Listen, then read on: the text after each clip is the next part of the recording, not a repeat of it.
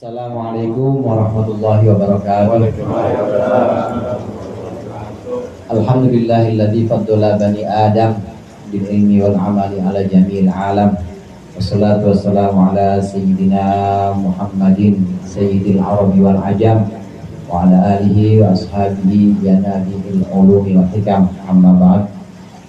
Para ustaz, para hujjaj, khusus Ustaz Haji Ahmad Nasir, Ketua dari Majelis Ta'lim Al-Huda, Ustaz Khairullah, pengurus dari Masjid Al-Abrar sebagai perwakilan jamaah dua-duanya, Ustaz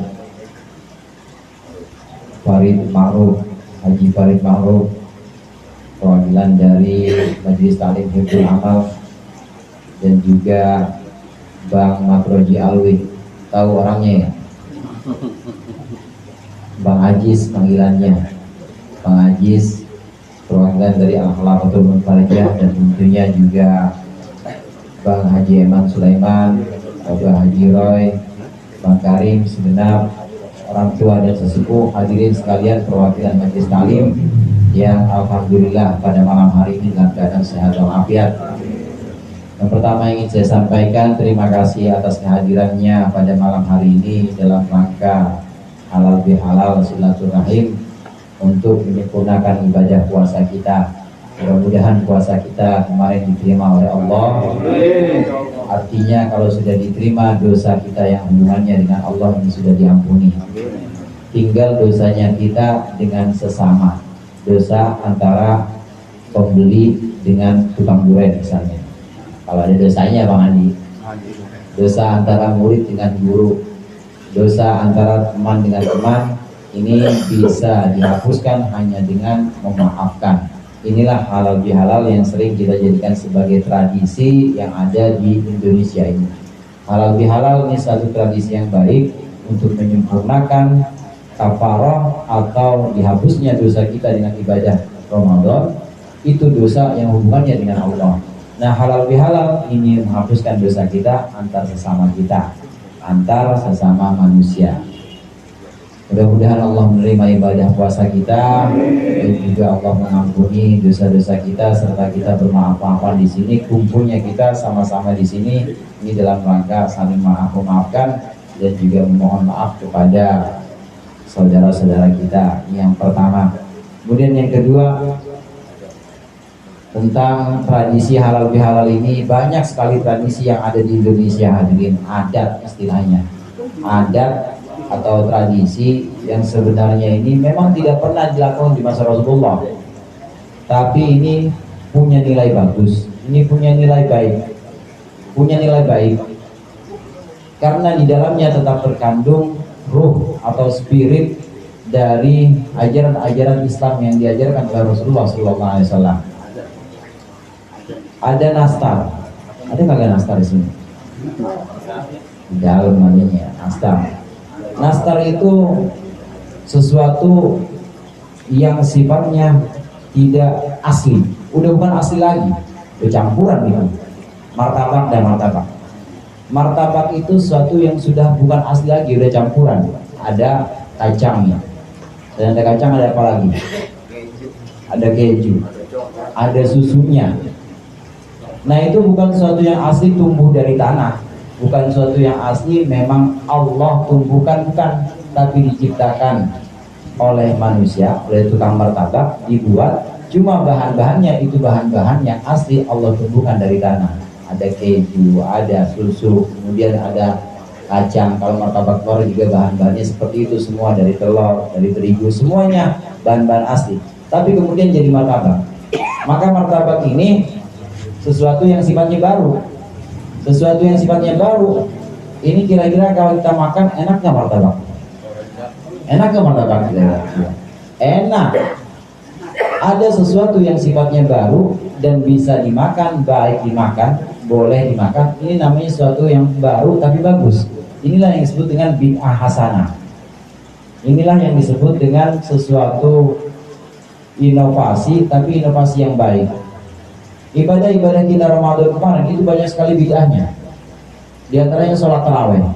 Sholat tarawih yang dilakukan oleh Rasulullah itu tidak sampai 20 rakaat. itu bid'ah. Bid'ahnya bid'ah apa? Bid'ah hasanah. Sama kayak martabak tadi, walaupun tidak asli dibuat, cuma karena kandungannya baik, di situ ada bahan-bahan yang baik, maka tetap baik dan boleh dikonsumsi. Begitu juga terawih, ada bacaan Qur'annya saudara, di terawih ada nggak? Ada. Kemudian sholatnya makin banyak apa makin sedikit tuh? Makin banyak di masa Sayyidina Umar.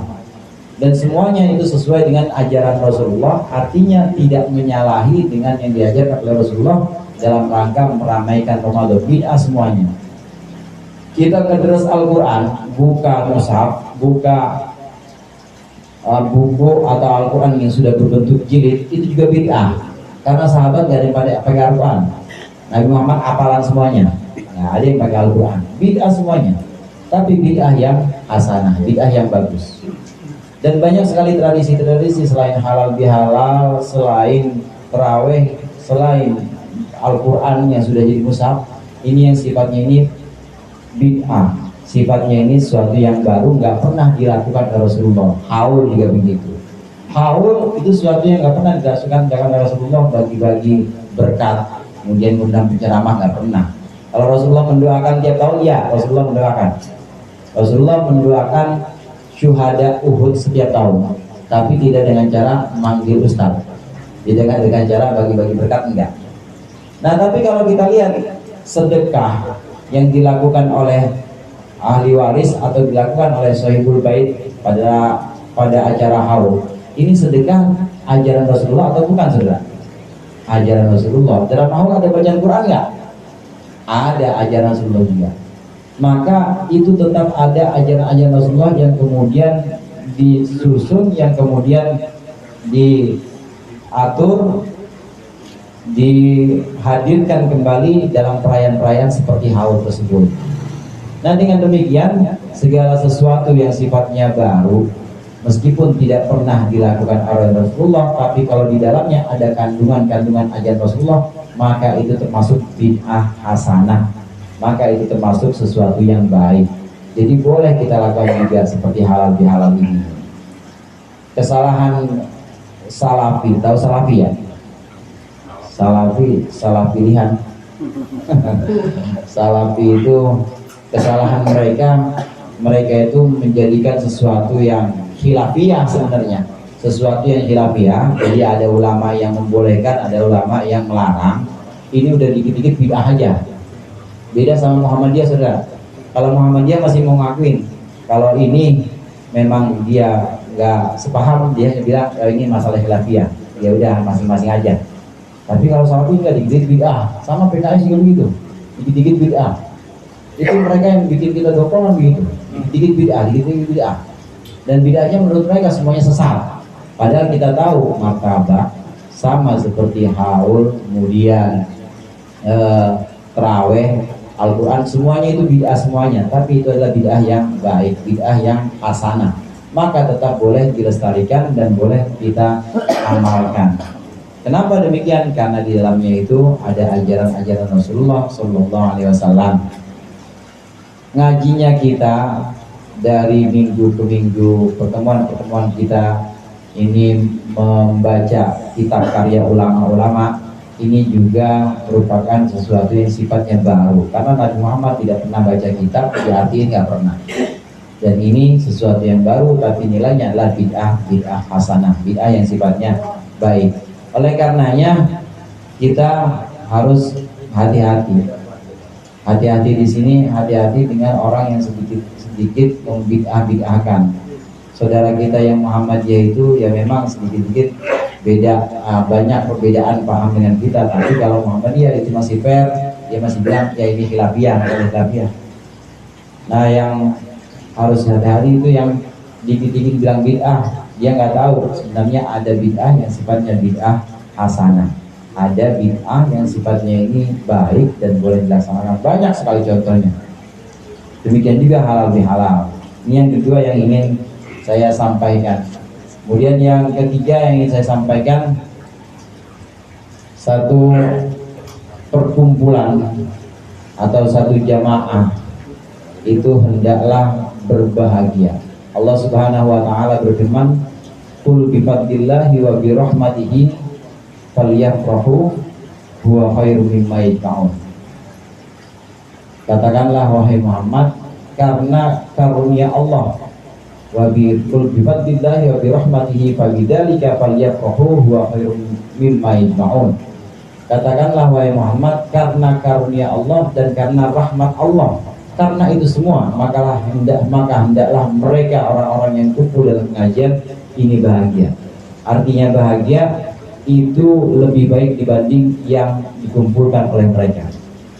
Kita berupaya untuk bisa istiqomah ngaji, atau kita bisa memahami pelajaran-pelajaran yang ada dalam pengajian, itu bagus sekali. Itu bagus sekali. Dan kita layak berbahagia. Cuma semua kemampuan kita untuk memahami, kemampuan kita untuk bisa istiqomah, itu sebenarnya bukan karena kemampuan kita, tapi karena apa? Karena bifadlillahi wa birahmatihi, karena karunia Allah dan karena rahmat Allah.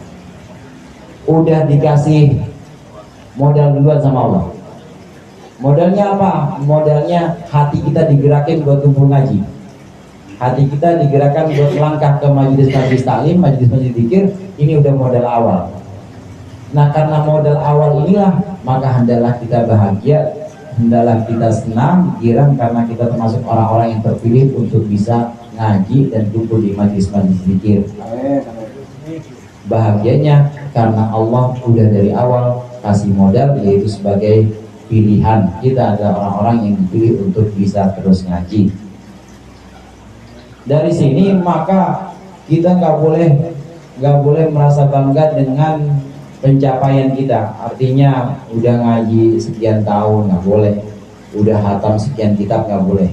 Itu semuanya tidak ada apa-apanya kalau Allah nggak kasih modal yang pertama, yaitu modal Allah gerakkan hati kita. Huwa khairum mimma yajma'un, artinya modal awal yaitu rahmat Allah, karunia Allah, kepastian Allah yang menentukan bahwa kita termasuk orang-orang yang ditakdirkan ngaji, digerakkan hatinya. Ini lebih baik dibanding usaha kita coba untuk usaha buat mahamin, usaha buat hujan-hujan terus datang, itu nggak ada apa-apanya kalau dibanding dengan modal awal. Karena modal awal ini yang paling penting. Hadirin jamaah rahimakumullah, ini menjadi satu semacam koreksi atau semacam satu penjagaan buat kita. Artinya kita buat menjaga diri kita, jangan sampai apa yang sudah kita istiqomahkan, majlis-majlis taklim atau zikir-zikir, ini kemudian merasa kita bangga. Jangan.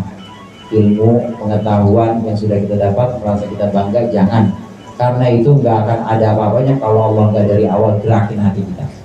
Allah yang pertama kali menggerakkan hati kita untuk bisa kumpul ngaji, kumpul zikir sama-sama di majlis-majlis kita.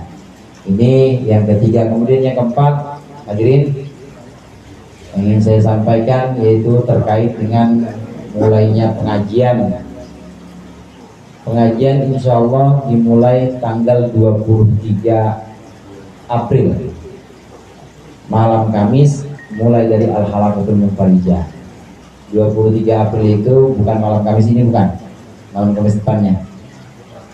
Kemudian dilanjut 24 Kamis sore, nanti di sini juga mulai Kamis sore ada pengajian juga di sini di Depok, dan dimulai Kamis malam atau malam Jumat di Hifzul Mengaji Farid Mengaji Yasin Hifzul malam Jumat tanggal 24-nya berarti ya, tanggal 24. Kemudian tanggal 25 Al-Abrol, tanggal 26 Tanah Kusir 2 dengan Al-Hidayah. Tanggal 27 itu masuknya Bang Mutar, itu minggu keempat. Jadi kita mulainya nanti minggu pertama aja, Al-Huda. Mulainya tanggal 4 kalau nggak salah. Jadi masuknya 4 Mei. Al-Huda mulainya tanggal 4 Mei. Nah, di tanggal 4 Mei itu minggu pertama, nanti ketemu lagi 2 minggu berikutnya, baru akan kita lanjutkan dan demikian seterusnya. Ini terkait pengajian yang memang saya membaca kitab sendiri, nggak berdua, nggak gantian. Adapun taklim yang memang saya berdua baca kitabnya atau gantian seperti Al-Abror, kemudian Al-Ikhlas, maka saya serahkan kembali kepada pengurusnya di Al-Abror. Gimana Ustaz Rohmani? Apa Ustaz Rohmani mau misalnya mulainya tertaran aja boleh, atau mulainya besok malam 1 silahkan, saya serahkan. Demikian juga Al-Ikhlas. Al-Ikhlas sudah menentukan, Al-Ikhlas baru mulai tanggal 4 April, jadi dia tidak mengikuti urutan ini, urutan 23, 24, 25, tanggal 26 itu Al-Ikhlas belum mulai, nanti dia baru tanggal 4 Aprilnya. 4 Mei ya maksudnya, 4 Mei. Jadi 4 Mei nya baru mulai. Sama Al-Huda. Al-Huda juga baru 4 Mei karena minggu pertama dan minggu ketiga. Demikian majelis-majelis yang lain itu juga insya Allah mengikuti seperti majelis yang memang belum datang ke sini juga ada Al-Jihad malam Rabu, ada Jamiah sebenarnya sudah datang ke sini di hari pertama, cuma kita belum bicarakan itu karena masih lebaran pertama. Itu juga insya Allah mengikuti apa yang tadi saya sampaikan.